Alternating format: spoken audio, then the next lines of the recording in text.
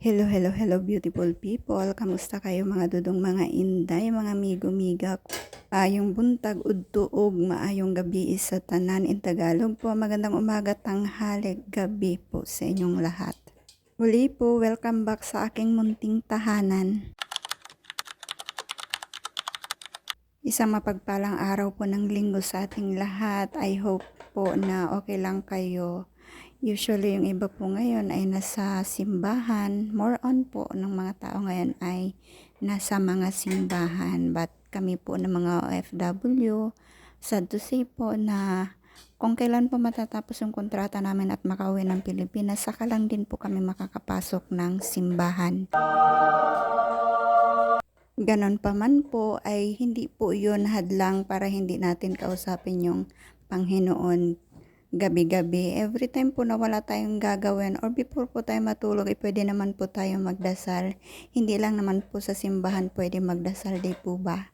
Lalong-lalo na po kami na malayo sa pamilya, tanging ang Panginoon lang po ang nakakausap namin sa every time na mga may pagsubok sa buhay. Yan po, Panginoon lang po ang aming sandigan, ang aming kapitan para po makapagpatuloy sa buhay sa araw-araw. At hayan nga po, kasalukuyan po akong namamalansya, tapos na po ako maglinis sa buong bahay. At ang oras po ngayon ay alas 9:30 pa lang po ng umaga. Tulog pa rin po yung mga amo ko. Ito pong pinapalansya ko na damit ay damit po ito ng anak niya na lalaki na taga Jeddah po. Nandito po siya ngayon, nagbabakasyon kasi nga po parang wala rin pasok yung school ngayon dito. 1 week din po yata walang pasok. So, yung anak po niya ay nandito ngayon sa bahay. 3 days na po siya dito ngayon at ito po, mga damit po niya itong aking inaasikaso. But isang piraso lang naman po ito yung puti nila na damit. Tapos, isang panloob na sando at isang short. Yun lang po, 3 piraso lang po itong gagawin ko ngayon. After po nito ay wala na po akong gagawin. Mangunguya ko yun na po yung katulong.